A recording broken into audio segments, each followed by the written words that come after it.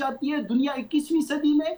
क्या यही देखना हम चाहते हैं साल 2026 में? नहीं जनाब, इंसानियत के भरम कायम रखने होंगे। हमें ह्यूमैनिटी के लिए आवाज उठानी होगी। हर जान कीमती है। रंग, नस्ल, फिका, मजहब, नेशनैलिटी बात की बातें हैं।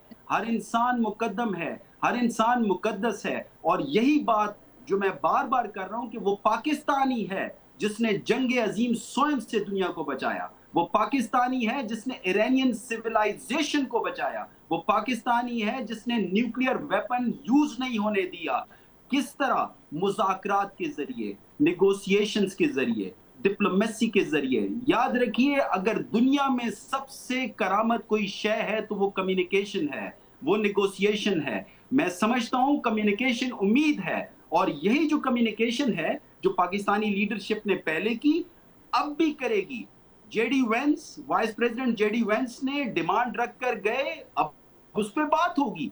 ईरानियन अपना मौकिफ रखेंगे, अमेरिकन अपना मौकिफ रखेंगे, फिर जाके कहीं कन्वर्जेंस होगी। और एक बात जो बहुत इंपॉर्टेंट है हमें समझनी है, ह्यूमैनिटेरियन कॉस्ट को सामने रखें, सिक्योरिटी कॉस्ट को सामने रखें, पॉलिटिकल कॉस्ट को सामने रखें, इकोनॉमिक कॉस्ट, ग्लोबल रिसेशन के खतरात को सामने रखते हुए अगर हम समझें कि एक दिन में एग्रीमेंट हो जाएगा, नहीं जनाब, ऐसा नहीं होता। इट्स ए प्रोसेस, ये ग्रेजुअली होता है। अब आप देखेंगे कुछ दिनों के बाद चीजें अनफोल्ड होंगी तो हमें मालूम पड़ेगा कि सिमिलैरिटीज भी अपनी जगह पे मौजूद हैं। जब मुज़ाकरात किए जाते हैं तो फ्लेक्सिबिलिटी दिखाई जाती है, सिमिलैरिटीज पे फोकस किया जाता है। और मैं उम्मीद करता हूं कि जो अमेरिकन लीडरशिप है, इरानियन लीडरशिप है, वो इस चीज को समझेगी और मैक्सिमालिस्ट पोजीशन से somewhere below that maximalist position, give and take की सूरत में एक दूसरे के कंसर्न्स को एड्रेस करते हुए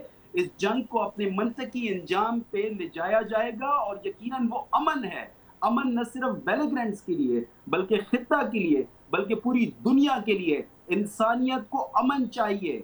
21वीं सदी, Russia Ukraine conflict, Israel Palestine conflict, US Iran conflict, अगर ये रियलिज्म की बुनियादों पे हमने दुनिया को चलाया, state of nature is नेस्टी, brutal and selfish and life is solitary and alone, फिर तो जनाब बर्बाद कर दीजिए इस दुनिया को, फिर तो तबाह कर दीजिए। ऐसा नहीं है। इंसान अहसन तकवीम पे पैदा हुआ है। इंसान की जो नेचर है वो बैलेंस्ड है। हम खैर की तरफ भी जा सकते हैं, हम शर की तरफ भी जा सकते हैं। जहां पे एक तरफ शर की ताकतें हैं तो वहां दूसरी तरफ खैर की ताकतें हैं। खैर की ताकतों को इंसानियत की बात करनी है, खैर की ताकतों को पीस फॉर ऑल की बात करनी है। यही पाकिस्तान की सिविलियन लीडरशिप ने किया, यही पाकिस्तान की मिलिट्री लीडरशिप ने किया। और मैं बहुत पुरुमीद हूं, मैं समझता हूं कि अगर भले सीज फायर की वायलेशन हो जाए, भले वायलेंस दोबारा शुरू हो जाए, अल्लाह ना करे कि ऐसा हो, लेकिन अमन आएगा, इसी मुज़ाकराती अमल से आएगा।